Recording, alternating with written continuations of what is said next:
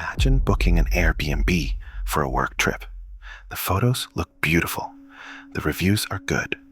The price is reasonable. You arrive, unpack, settle in. Everything seems perfect. But from the first night, something feels wrong. You feel watched, especially in the bathroom, especially in the bedroom. You check everywhere. No cameras, no holes in walls, nothing suspicious. You tell yourself you're being paranoid, just anxiety from being in a new place. But the feeling doesn't go away. It gets stronger. You start showering with the curtain open so you can see the whole room. You cover your laptop camera. You sleep with lights on. You feel ridiculous, but you can't shake the sensation that someone is watching you. Then you search the address online, and you discover the truth. This unit was part of the 2023 Singapore hidden camera scandal. Cameras were hidden here, in the smoke detector, in the alarm clock, recording guests for months. The cameras are gone now. The police removed them. The host was arrested. The unit was cleared, but you still feel watched. And you start to wonder, can violation leave a mark so deep that it becomes something more than memory? Can trauma create a presence that remains even after the crime is over? This is what happened to Rachel, a young professional who rented a Singapore Airbnb in 2024. She didn't know about the unit's history. She didn't know about the cameras that had been there.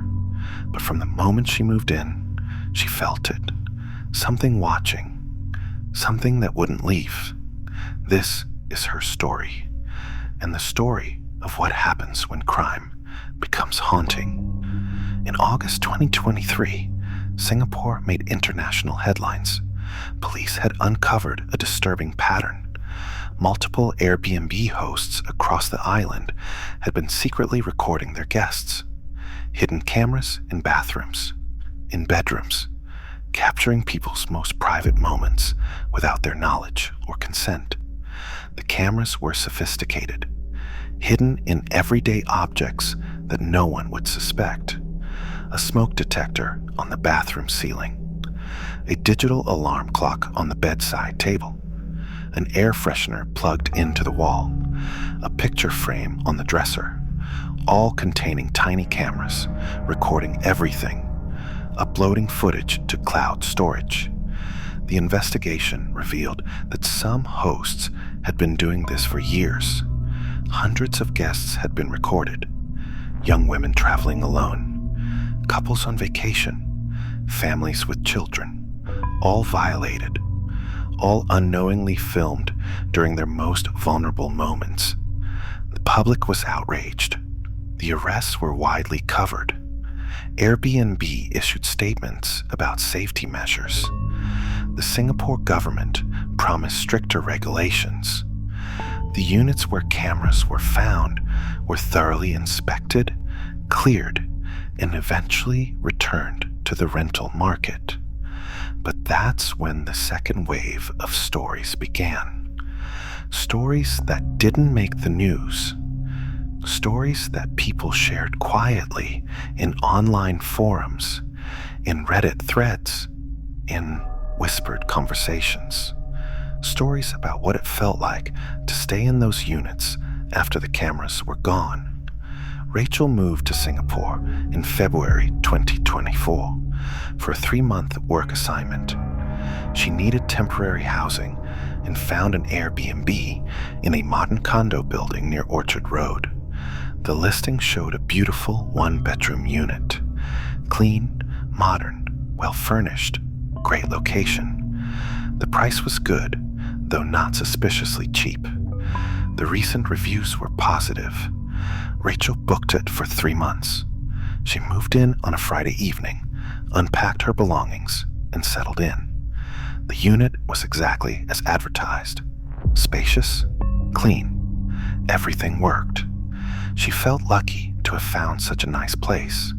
That first night, Rachel took a shower before bed. As she stood under the water, she suddenly felt uncomfortable, a sensation of being watched. She looked around the bathroom. Nothing unusual, just a standard bathroom. Sink, toilet, shower, mirror, a smoke detector on the ceiling, towel rack, normal. But the feeling persisted. Rachel finished her shower quickly, dried off, and went to bed. She told herself it was just first night anxiety, being in a new place, a new city, completely normal. The next morning, she felt fine. She went to work, came back in the evening, cooked dinner. Everything was normal. But when she went to shower that night, the feeling returned, stronger this time. That sensation of eyes on her, of being observed, of someone watching her most private moments. Rachel checked the smoke detector.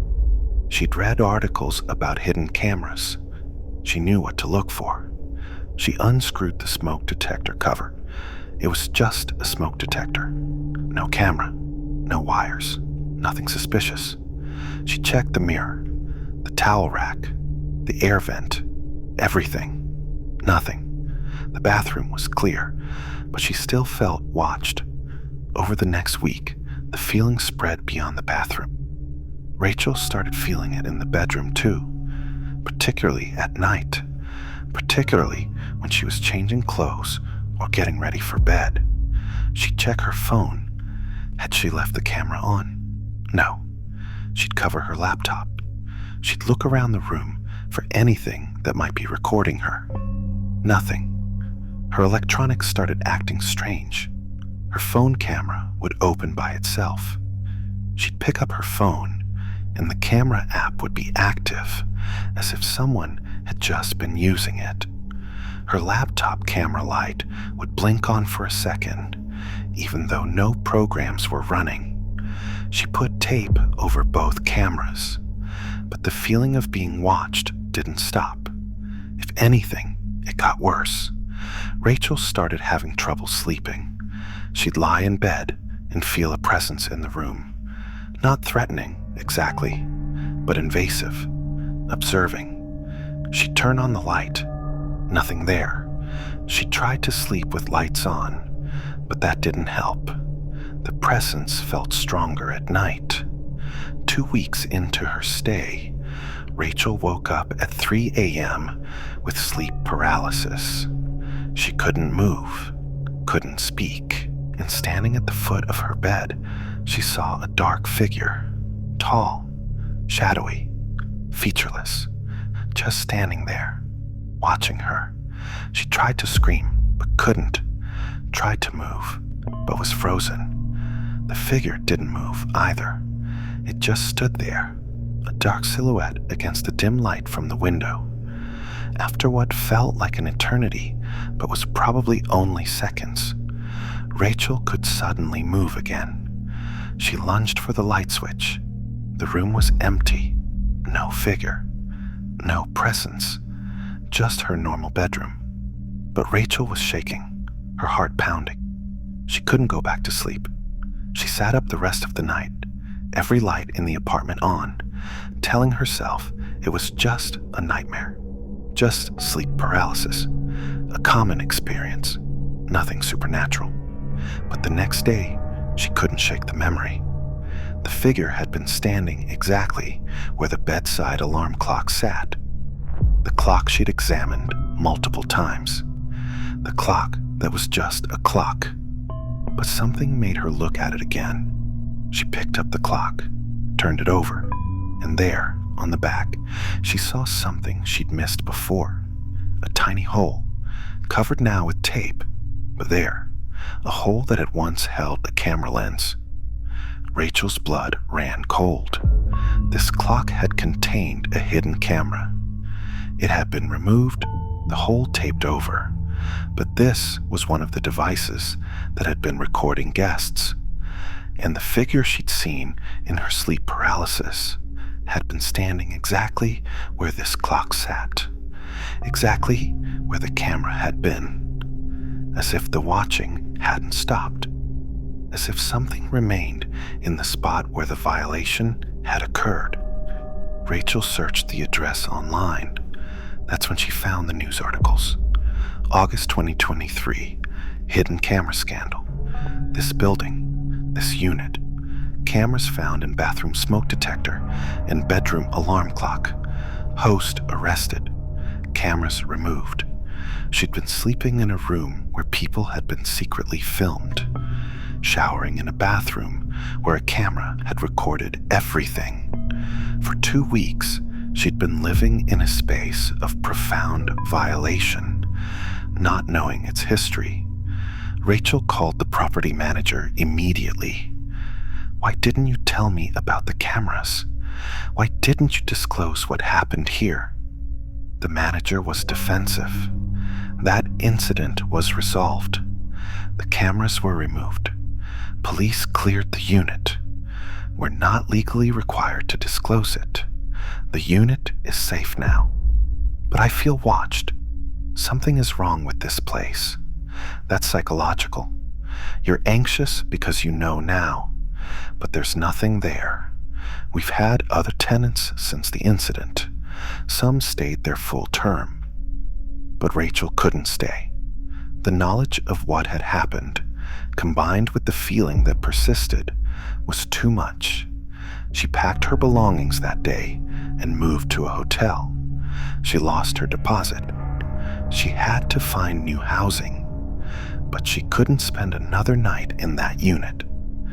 In the hotel, Rachel finally felt safe. The oppressive feeling of being watched was gone. She could shower without anxiety. She could sleep without fear. The contrast made her certain something had been wrong with that Airbnb unit. Whether psychological or supernatural, the violation that had occurred there had left something behind. Rachel started researching. She found online forums where other tenants of the scandal units shared similar experiences. Different buildings, different units, but the same reports. Feeling watched, electronic anomalies, sleep disturbances, figures seen in mirrors, presence felt where cameras had been hidden. One tenant wrote, "I don't know if I believe in ghosts, but I believe in energy." And that apartment had bad energy, violated energy. It felt dirty in a way that couldn't be cleaned. Another wrote, "The cameras are gone, but the watching isn't. It's like the space remembers. Like the violation was so profound, it became part of the walls." A third wrote, "I saw him, the host, or something that looked like him, standing in the corner of the bedroom, holding a phone, pointing it at me. I blinked and he was gone, but I know what I saw." In Chinese Singaporean culture, there's a practice of cleansing spaces after traumatic events, burning incense, hiring a Taoist priest or Buddhist monk to perform rituals, clearing negative energy. Yes, some of the scandal units have had these ceremonies performed, but even after cleansing, some tenants report the feeling persists, perhaps because the violation was ongoing for so long, perhaps because so many people were affected, perhaps because the trauma was so profound that it created something that can't be cleared with incense and prayers alone. Or perhaps it's simpler than that. Perhaps knowing what happened in a space is enough to make us feel its history. Perhaps we carry the trauma with us, projecting it onto the walls, the mirrors, the smoke detectors. Perhaps the haunting is in our minds, not in the space itself. But Rachel knows what she felt, and she knows it stopped the moment she left that unit. Whether psychological or supernatural, the experience was real. The violation, even secondhand, even after the crime was resolved, continued to affect her. She'll never book an Airbnb again without researching the address first, without asking direct questions about the property's history, without trusting her instincts if something feels wrong. because she learned that some violations leave marks that can't be erased. Some crimes create wounds in spaces that don't heal. And some forms of watching continue long after the cameras are removed. The Singapore Airbnb hidden camera scandal exposed a disturbing reality about privacy in the digital age. But the aftermath raises another question. Can spaces remember trauma? Can violation create energy that persists? Whether the phenomena are psychological or supernatural, the impact on victims is real. The feeling of being watched, even in safe spaces, is a form of ongoing trauma that shouldn't be dismissed. What do you think? Can trauma haunt a space, or is it all in our minds? Let us know in the comments below. And don't forget to subscribe for more true ghost stories from across Asia. Until next time, stay safe and stay aware.